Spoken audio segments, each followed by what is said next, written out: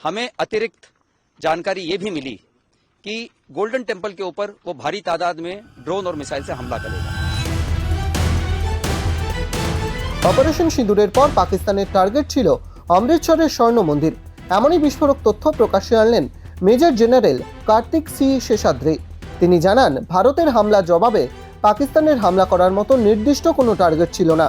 ফলে এলোপাথারি অসামরিক স্থাপনা ও ধর্মস্থানগুলিকে লক্ষ্য করে ড্রোন হামলা চালাতে থাকে পাকিস্তান। তার অন্যতম টার্গেট ছিল অমৃতসরের শিখ তীর্থস্থান স্বর্ণ মন্দির। স্বর্ণ মন্দিরকে বাঁচাতে হিরো হয়ে দাঁড়ায় ভারতের নিজস্ব এয়ার ডিফেন্স সিস্টেম আকাশ।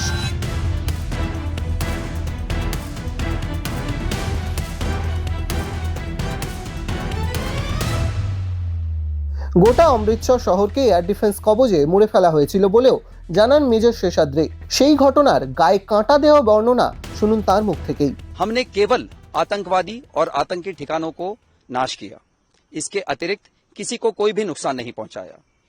इससे पाक सेना ने भी खुले तौर पर स्वीकार किया है। हमले के तुरंत बाद भारत ने सार्वजनिक सूचना जारी की कि हमने केवल आतंकी ठिकानों का नाश किया और किसी भी पाकिस्तानी मिलिट्री के संस्थाओं को कोई नुकसान नहीं पहुंचाया और भारत के नीति और नैतिकता के अनुसार किसी भी सिविलियन को निशाना नहीं बनाया। इस हमले से पहले भारतीय सेना के surveillance, electronic warfare, early warning और एयर डिफेंस के सभी जरूरी उपकरण तैयार और तैनात थे। 7 मई की रात को हमने पुख्ता जानकारी मिली कि पाक किसी भी उचित और वैध टारगेट के ना होने के कारण भारतीय सैन्य ठिकानों को और सिविल इलाकों को, खास तौर पर धार्मिक स्थलों को निशाना बनाएगा। इसमें अमृतसर में स्थित गोल्डन टेम्पल सबसे अहम था। हमें अतिरिक्त जानकारी ये भी मिली कि गोल्डन टेम्पल के ऊपर वो भारी तादाद में ड्रोन और मिसाइल से हमला करेगा। इसीलिए हमने तुरंत आधुनिक, अतिरिक्त एवं उपयुक्त एयर डिफेंस को उपलब्ध कराया और रणनीति के अनुसार गोल्डन टेम्पल को चारों ओर से एयर डिफेंस की सुरक्षा दी गई। 8 मई की सुबह को अंधेरे में पाक ने अनुमान अनुसार ड्रोन और मिसाइल के जरिए से सभी सैन्य एवं सिविल ठिकानों पे और खास तौर पे गोल्डन टेम्पल पे भारी तादाद से ड्रोन का हमला किया। क्योंकि हम इसके लिए तैयार थे, तो भारतीय सेना के आर्मी एयर डिफेंस के सतर्क और सशक्त योद्धाओं ने पाकिस्तान के नापाक इरादों को पूरी तरीके से ध्वस्त करते हुए ड्रोन और मिसाइल हमले को पूरी तरह से विफल कर दिया और हमने गोल्डन टेम्पल पे एक आंच भी नहीं आने दी।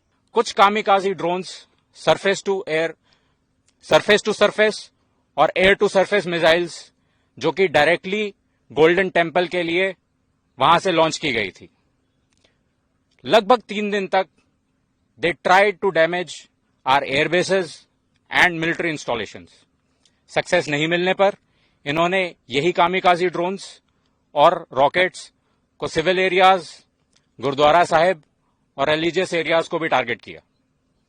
All of the air raid was intercepted and shot down with such precision.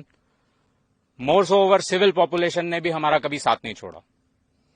आप इसी बात से अनुमान लगा लीजिए कि 3 दिन में हमारी ground based air defence weapons और आर्मी एयर डिफेंस का सिर्फ 10% एम्यूनिशन ही एक्सपेंड हुआ था। I must tell you this, हमारे jawans they were charged up. जैसे ही कन्फ्लिक्ट के डेज बढ़ते जा रहे थे, they were full of josh and shooting down drones with more accuracy. They were unstoppable. हमने काफी क्वांटिटी में कामिकाजी ड्रोन्स और माइक्रो ड्रोन्स जैसे यीहा-3 और सोंगार भी रिकवर किए हैं, जो लाइकली टर्किश ओरिजिन के हैं। पाक का ऐसा रिस्पॉन्स और क्वांटम ऑफ एयर रेड्स या टेक्नोलॉजी को देखते हुए मैं ये कह सकता हूं कि इट इज वेरी डिफिकल्ट कि अभी हमारा एडी वॉल को ब्रीच किया जा सके। And we are constantly improving this grid as I speak.